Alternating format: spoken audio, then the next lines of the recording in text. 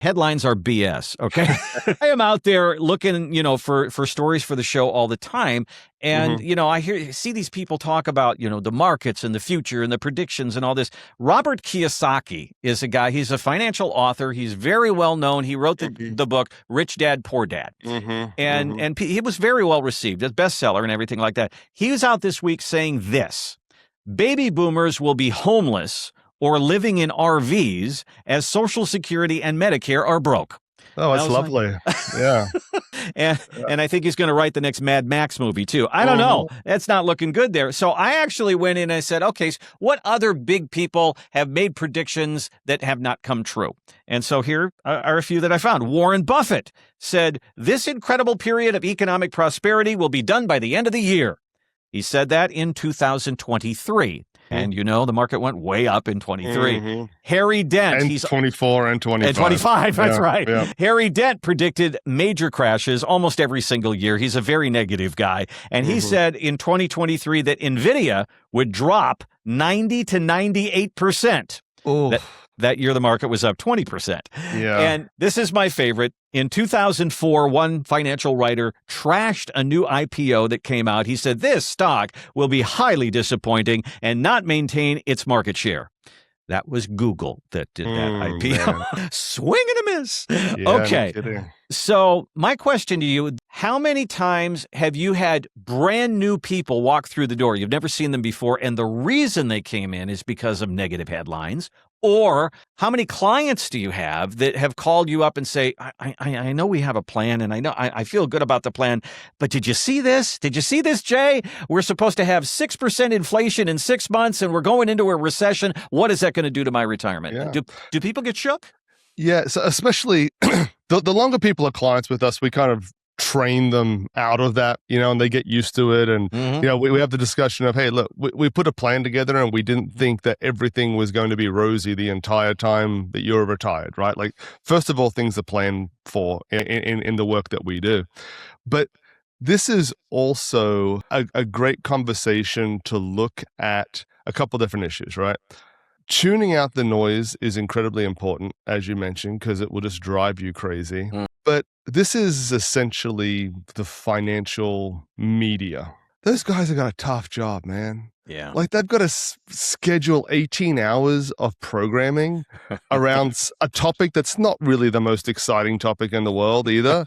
And they've got to find things to make. Wall Street Journal, every day, they've got to fill a whole paper full of content. So if you've got someone saying, hey, NVIDIA is going to go to zero, well, throw that in there. At least that'll take up a half a page, right? So like you've got to realize where it's coming from. Yeah. And in my book, In Wall Street's Game, this is so prevalent and so damaging to some people with their investments and their planning. I wrote a whole chapter on this in Wall Street's Game. And it's called fear-based marketing. Right. And it's to get eyeballs, it's to get attention, it's to get leads.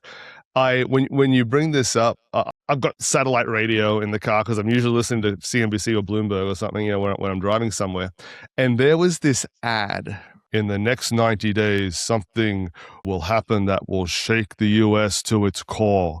That went on for 5 years, right? That ad. And so, of course, like, you could go to this website or something and get some report about something that they know about that nobody else knows about. And it's the same sort of stuff we're talking about here, right? Robert, I don't know what's happened to him lately. Like, the last few years, he's been kind of on that buy gold, buy silver, everything's going to hell type thing. I don't know. Maybe he's just getting older. People tend to get a little more fearful, when they get older, right? Yeah. So maybe, I don't know if that's what his situation is. But I mean, this sort of stuff happens all the time. And let's take it to step 2, right? I think the first one you mentioned was Warren, right? At the end of 23 or sometime in 23. If that guy can't get it right, you surely can't get it right. What a great point. Yeah. It's so good.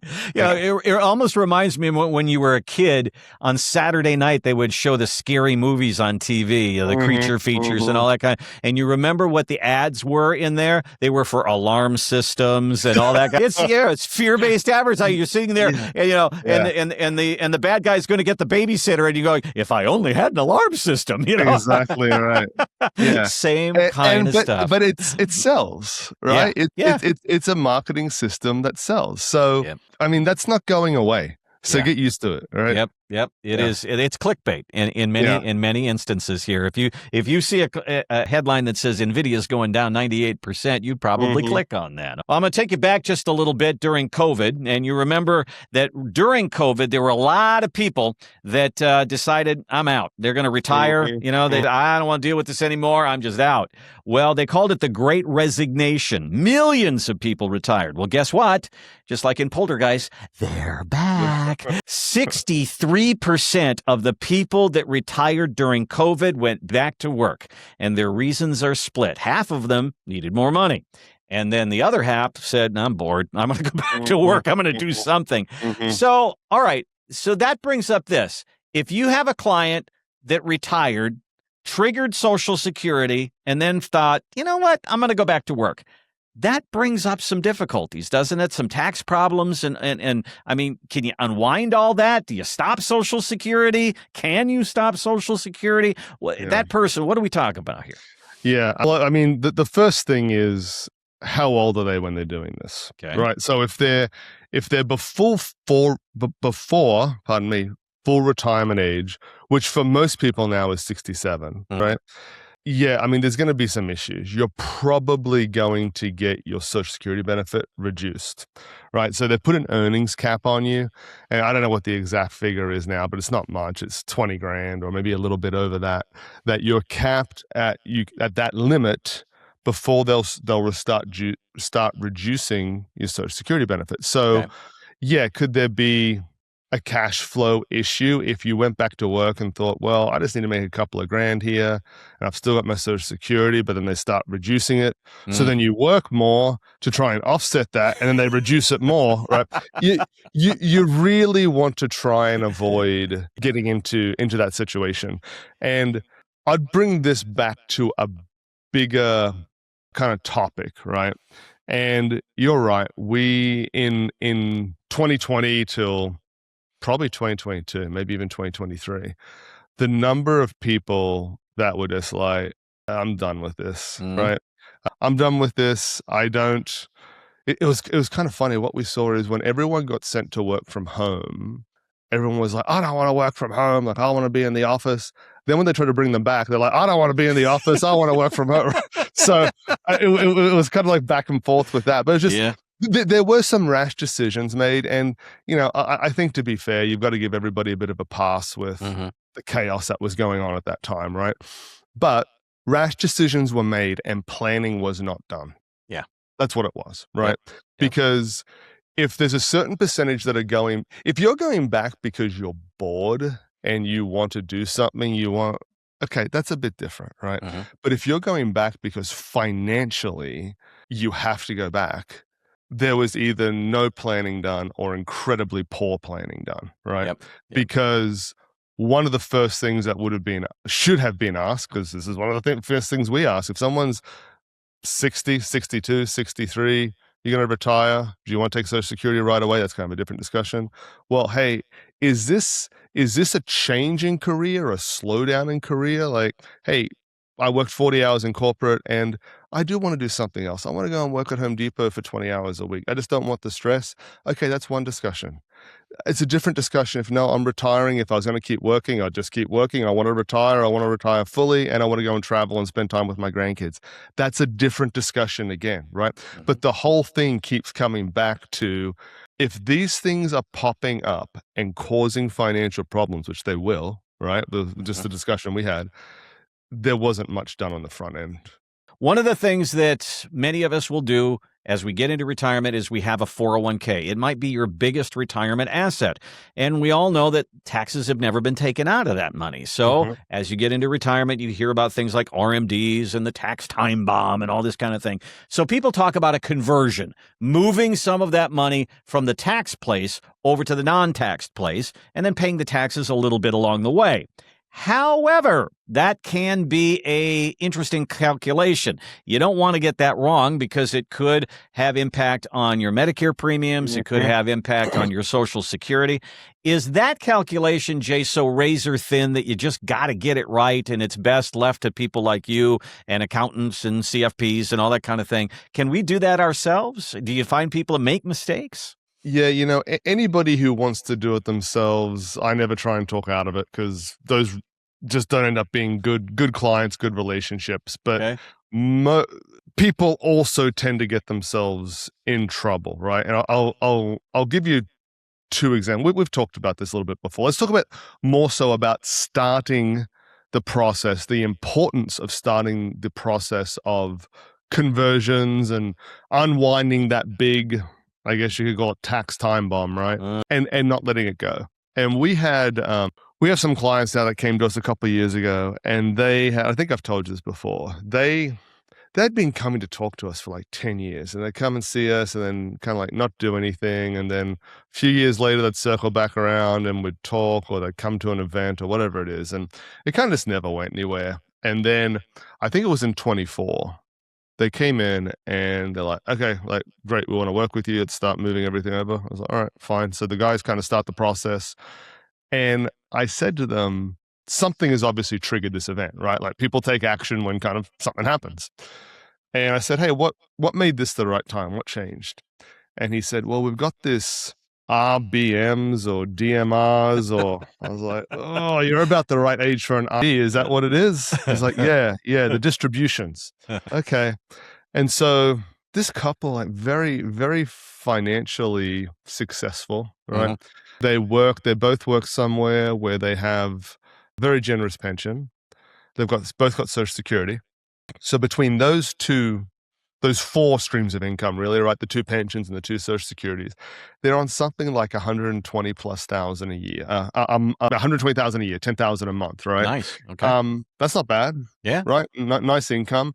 And so they never had to touch their 401ks, and they just stayed there and they just let them grow and grow and grow.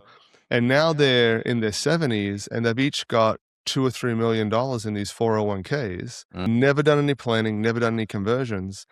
And their distribution was something like 150 grand or something between them, right? It was quite a bit of money. And so with their other income, as far as the IRS is concerned, they've made 270,000 plus. It might have even been more than 150. I don't know. It was a lot of money. And so now what that's triggering also, and I just told them so that they can get ahead of it and they can see it. I was like, hey, something else that's going to happen now is you're going to get hit with Medicare premium surcharges, right? So your Part B, that's about a couple $100, is going to have a surcharge on it now. And they are probably never, and that's called IRMAA, right? Income related monthly, whatever it is. So it's a surcharge for Medicare. They will probably never be out of surcharges for the rest of their life. You've got this 10, 15-year runway, whatever it is, from when you retire to get ahead of this. Get ahead of it, man. Like, you'll be in a world of pain if you don't do it. So when you say, can you do it yourself? Well, the first thing is most people don't do it themselves. It's just kind of like not even on their radar, right? And then just like with this couple, like, there's nothing unusual about them. Like, they're very smart people. It's just that is not their specialty. Right. That is not their forte. You know, they weren't in the investment world. They've got a very comfortable life, and it's something that was coming down the tracks that they didn't see coming, and they missed the opportunity to jump out of its way. So then there's the question of when and how much. And do you find that people, like, say you have somebody who's a real high income earner and they're in their highest income years and they're going to retire at 65. And so doing those conversions between 62 and 65, maybe not a good idea. Wait until you get into your retirement when the income might be a little bit less and we can move some things around. Do you find people wait until they retire to do this, or do they need that whole 10-year runway? Yeah.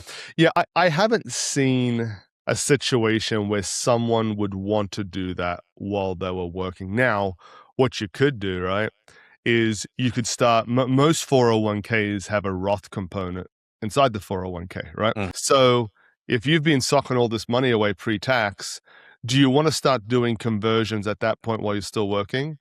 Probably not. Mm-hmm. Would it be wise to maybe make Roth contributions to your 401k instead of compounding the pre-tax? Maybe that's an issue that you could investigate. But this is why, this is such an important topic, Randy. This is why with our firm, we've got it fully integrated with CPAs and estate planning attorneys, because when people arrive at retirement, that's great. You got there. Now the problems start, right? And when I say problems, I don't want to be negative, but there's issues you need to address maybe instead of being negative, right? And one of them is going to be taxes, and one of them is going to be estate planning. Most people haven't done their wills or their estate planning when they come to retirement, right? So we kind of put that all kind of around our firm so that people can come, they've got the investment side taken care of, and the planning, the estate planning, the tax management also taken care of. And this is something that's kind of like the next phase in our firm is, nothing's changing with the retirement planning, the investment management, but we are going to find ways to expand into the tax management side of it, because that's the next big thing, right? Yep. So if you look at this is crazy, right? I just thought about this the other day. The oldest Gen Xers are 62 this year. Or 62 this year, right? And I keep thinking, like, someone comes to my office 62, another boomer's getting ready to retire. No, it's not. A lot of those guys are already in retirement, right? That's right. And because of this reason, and this number is kind of shocking, and I think it's almost a number that you hear it and you're like, oh, that's big, and you can't really comprehend it. Do you know how much is in pre-tax accounts through the country? IRAs, 401ks, 457, et cetera, et cetera. It's in the trillions, isn't it? 40 trillion. Oh my God. No, it's not 40 trillion, right? And someone could say, well, you can't include pensions in that because, well, whatever, right? It all hasn't been taxed yet, right? It's around the 40 trillion mark. Wow. And kind of, the boomers are the biggest generation. Like they've moved into retirement, and there's that kind of like phase one of like, all right, getting these guys planned out, prepped into a successful retirement. Okay. Phase two of that, and that's why we're leaning more into the tax side of it now, is all right, out of that 40 trillion, not all of it's owned by boomers, but a whole heck of a lot of it is, probably 70, 80%, right? Gosh. And now it's, how do we help these guys unwind this situation without giving the majority, not the majority, but a good percentage of their hard work to the government? Uncle Sam is just licking his chops right now, isn't he? I mean, $40 trillion. That is you want to talk about a source of income? That is huge. Well, it makes you wonder, and I don't think this is a solution, right? But it makes you wonder when we look at like the national debt and Social Security and Medicare. You'd kind of wonder, like, if the government's like, don't worry about it. We've got some money coming into the next few years with all the taxation of these pre-tax accounts. Yeah. Yeah. I mean, that you talk about, and next week, we're going to talk a little bit more about Social Security. I found another article that gave, here's 8 things that Congress can do for Social Security, and it'll, solve this much, that much, this much. And I mean, there's so much focus on that right now that this is something that's off there and we don't even think about. And it is a source of income for the government. Let's see what we can do about putting more of that money in your pocket with some good tax planning. Give Jay and the team a call at Secure Financial Management. Let's fund your retirement and not Uncle Sam's.